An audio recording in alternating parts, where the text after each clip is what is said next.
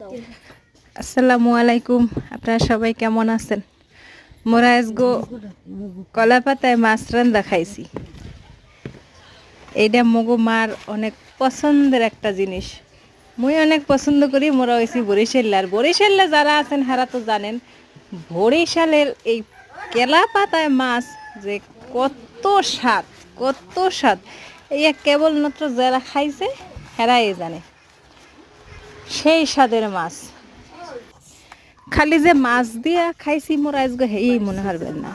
পাড়ের হাঁকদের ডাইলও আছে। পাড়ের হাঁকের ডাইল, বোম্বাই মরিচ গেরান গেরান, আর কেলা পাতায় মাছ, বাইলা মাছ, ডগরি মাছ, লুন্দি মাছ। আমরা কেটা কি নামে জানি না। মগো দেশে এইগুলা দিয়েই পরিচিত এই মাছগুলা।